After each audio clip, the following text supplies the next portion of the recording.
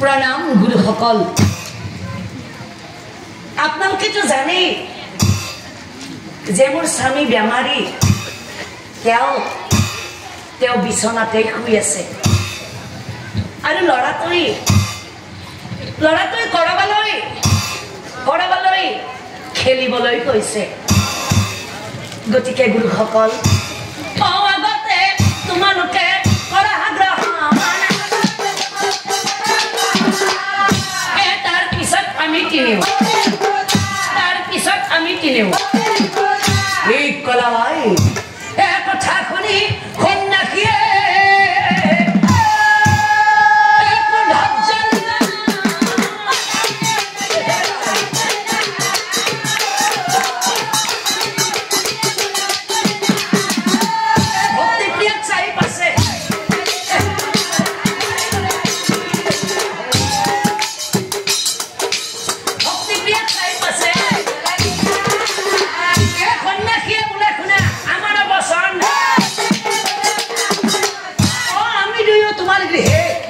ভোজন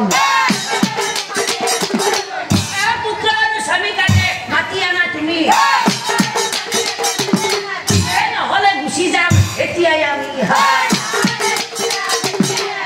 আৰু ভাই তুমিতো জানাই এই অতিথি দেৱ ভাবা অসাক্ষাৎ নাৰা,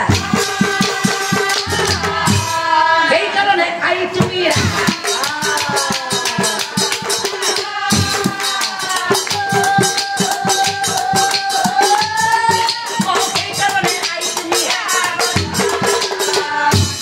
কি কৰে গুৰুসকল?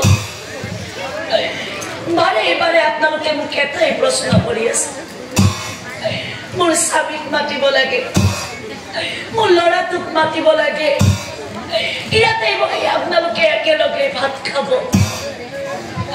কিন্তু গুৰুসকল, মই মোৰ দুখৰ কথা আপোনালোকক কেনেকৈ খুলি কম? শুনিব খুজিছে? শুনক তেনেহলে গুৰুসকল। কান্দি কান্দি কয় সতী,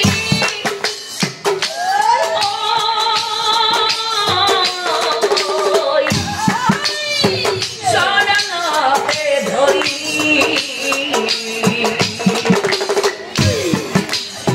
স্বামী আছে সজ্জাই পৰি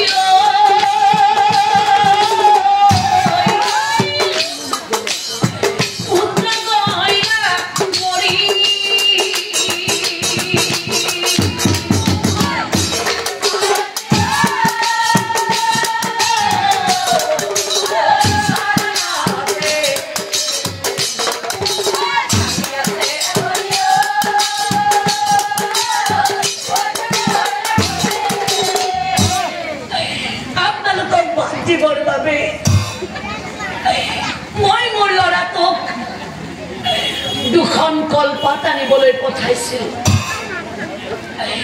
আৰু কলপাত আনিবলৈ যাওঁতে মোৰ বাচ্চাক কাণৰ দংশন কৰি তাতে মাৰি পেলালে। কান্দি কান্দি হব কথা বিপৰীত। আৰু চাওক, সেই সন্ন্যাসী ৰূপী প্ৰভুই অন্তৰ্যামী নাৰায়ণে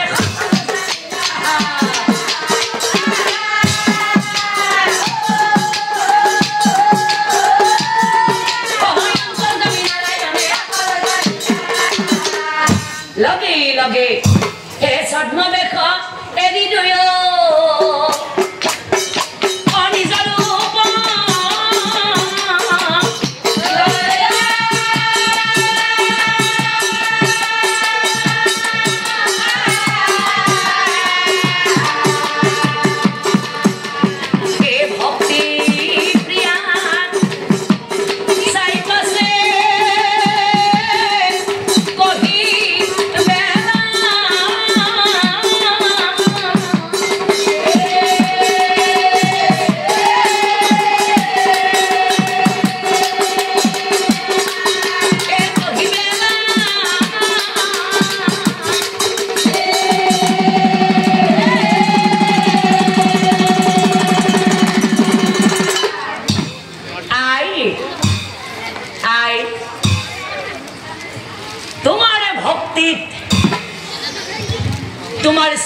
ভক্তিত তোমাৰ পুত্ৰৰ ভক্তিত সঁচাকৈ সন্তুষ্ট হলো আই আৰু আই এগৰাকী নাৰী হৈ এগৰাকী মাতৃ হৈ তোমাৰ যি ত্যাগ সেই ত্যাগক সঁচাকৈ সঁচাকৈ বিস্ময় মানিলো আই আৰু আই তোমাৰ ভক্তিত সন্তুষ্ট হৈ আই মই নাৰায়ণে বোলে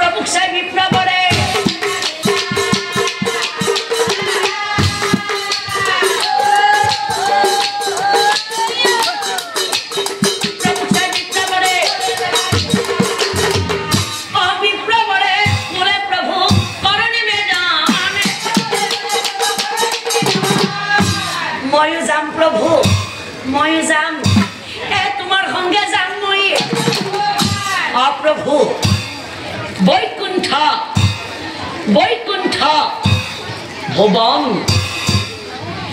তোমাৰ সংগে যাম মই এই কথা শুনি নাৰায়ণে অমিচিকিহা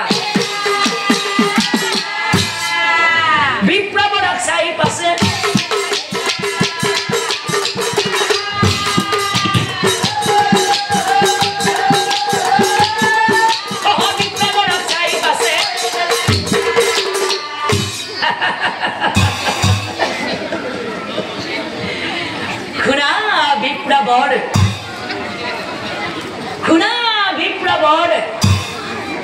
তুমি এই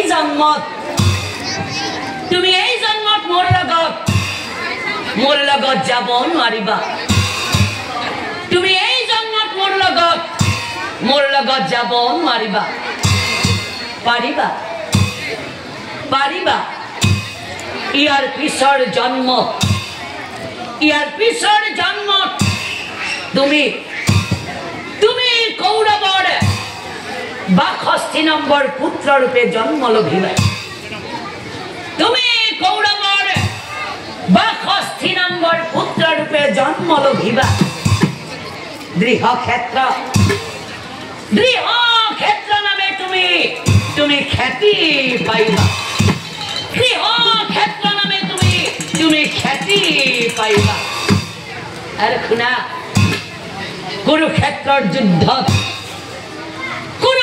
কুৰুক্ষেত্ৰৰ যুদ্ধত অৰ্জুনৰ হাতত তুমি পৰাস্ত হবা কুৰুক্ষেত্ৰৰ যুদ্ধত অৰ্জুনৰ হাতত তুমি পৰাস্ত হবা আৰু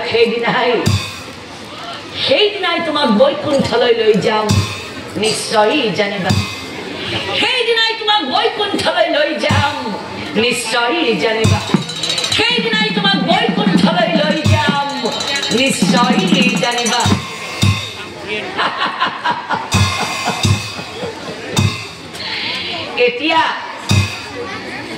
এতিয়া বুজিলানে সখা ধনঞ্জয়